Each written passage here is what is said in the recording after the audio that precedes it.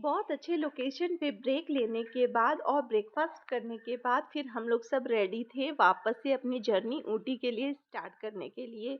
और बहुत ही अच्छा लगा जब हमारी जर्नी स्टार्ट हो गई। तो हम लोग सबसे पहले एक बहुत ही बड़े जंगल में से गुजरे, जो एशिया का सबसे बड़ा जंगल बोला जाता है। तो यहाँ पे जंगल की हालत कुछ ऐसी थी कि सब कुछ सूखे पड़े हुए थे, क्योंकि इस बार ना पता नहीं क्यों कर्नाटका में इतनी ज़्यादा गर्मी गिरी है, जो शायद ही पिछले सालों में कितनी बार गिरी होगी। सारे पेड़ पौधे सूखे पड़े हुए थे, जो कभी हरियाली हुआ करती थी। यहाँ मैं ऊटी लगभग 7 साल पहले आई थी अपने हस्बैंड के साथ। उस समय प्रियांश का भी जन्म नहीं हुआ था। उस समय ये हरा भरा जंगल रखता था। और यहाँ ऐसे तो बहुत सारे एनिमल देखने को मिलते हैं, लेकिन अभी हमें ज़्यादा कुछ एनिमल नहीं, सिर्फ हिरन दिखने को मिल रहा था। और बहुत सारे डियर थे, इतने सारे डियर थे, और गर्मी की वजह से सारे एनिमल शायद कहीं छुपे हुए होंगे। और हम लोग सिर्फ डियर ही देख पा रहे थे। ऐसे हम लोग बाय रोड बहुत स्लोली स्लोली जा रहे थे, क्योंकि ये जंगल में ना फास्ट ड्राइविंग करना अलाउड नहीं था। आपको स्लो जाना है, ताकि जो जंगल में रहने वाले एनिमल हैं उनको डिस्टर्ब ना हो। तो हम लोग स्लोली स्लोली सारे एनिमल्स को देखते हुए, यहाँ पीकॉक था, तो यही सब जो हम लोग को छोटे छोटे जानवर देखने को मिल रहे थे। फिर वैसे ही हम लोग क्रॉस करते-करते फाइनली तमिलनाडु बॉर्डर पे आ गए, क्योंकि जो ऊटी है वो तमिलनाडु में है। तो हम लोग एक स्टेट से दूसरे स्टेट में फाइनली क्रॉस कर गए, और जैसे ही हमारी जर्नी स्टार्ट हुई, सामने एक बड़ा-सा पहाड़ था जिसे हमें क्लाइंब करना था, और वहीं हमारा डेस्टिनेशन भी था। मौसम अभी भी गर्मी वाला था, बहुत ज़्यादा, मतलब ऐसा सोचा नहीं जा रहा था कि हाँ, बाहर की गर्मी को, हवा को फ़ील किया जाए, क्योंकि बहुत ज़्यादा गर्म हवा थी। लेकिन फिर हम लोग को माउंटेन क्लाइंब करना था, तो एसी भी बंद करना था। तो हम लोग फाइनली एसी बंद करके क्लाइंबिंग स्टार्ट करते हैं। और धीरे-धीरे जैसे-जैसे हम लोग ऊपर चढ़ते जाते हैं, मौसम थोड़ा-थोड़ा ठंडा होना स्टार्ट हो जाता है।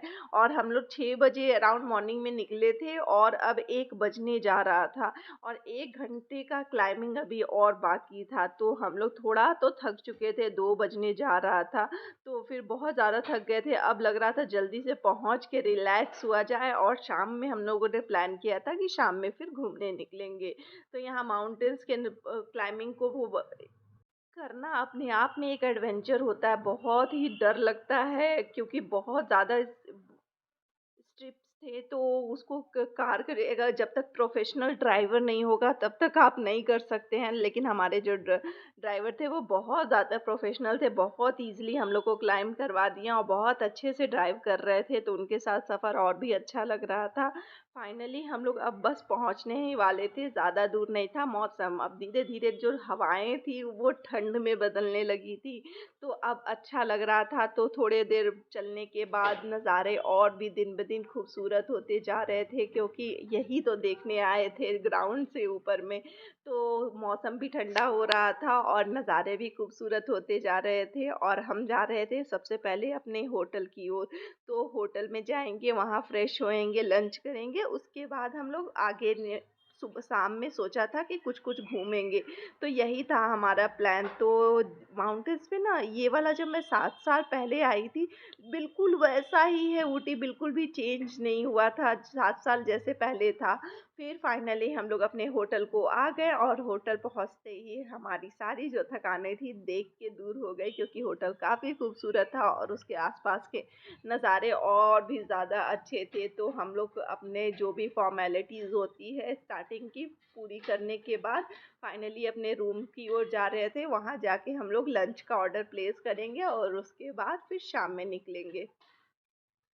तो थक तो बहुत चुके थे, क्योंकि 8 घंटे की जर्नी कंप्लीट हो गई थी हमारी, और अब हम लोग को थोड़ा-सा रेस्ट चाहिए था। भूख भी लग गई थी, और इतना सुंदर नज़ारा था, और हमारा जो रूम था होटल का, वो भी बहुत खूबसूरत था। हमारी सारी थकानें दूर हो गई थी। और ऊटी के होटल्स की एक ख़ास बात है कि चाहे आप कितने बड़े भी होटल चले जाएँ, आपको यहाँ पे एसी और फ़ैन नहीं मिलेगा, क्योंकि यहाँ ज़रूरत ही नहीं है। मौसम खुद ही इतना अच्छा लगता है। अभी तो आफ्टरनून का टाइम था, तो धूप थोड़ी तेज़ थी, लेकिन ऐसा नहीं था कि गर्मी लग रही थी, ठंडी-ठंडी मौसम लग रहा था पूरा। और प्रियांश तो इतना एनर्जी पता नहीं कहाँ से लेके आता है, वो स्टार्ट हो गया था खेलना, उसको बहुत अच्छा लग रहा था लोकेशन।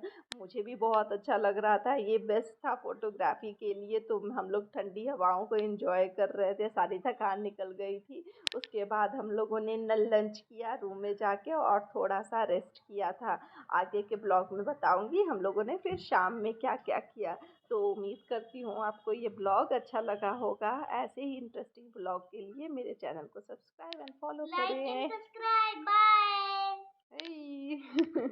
तो मिलते हैं नेक्स्ट ब्लॉग में। उम्मीद करती हूँ आपको ये ब्लॉग अच्छा लगा होगा। Please share with your friends और मस्त ट्रिप है। एक बार ऊटी तो ज़िंदगी में जानी बनती है क्योंकि बहुत अच्छा जगह है। यहाँ लगता है आसमान बिल्कुल सर के ऊपर है।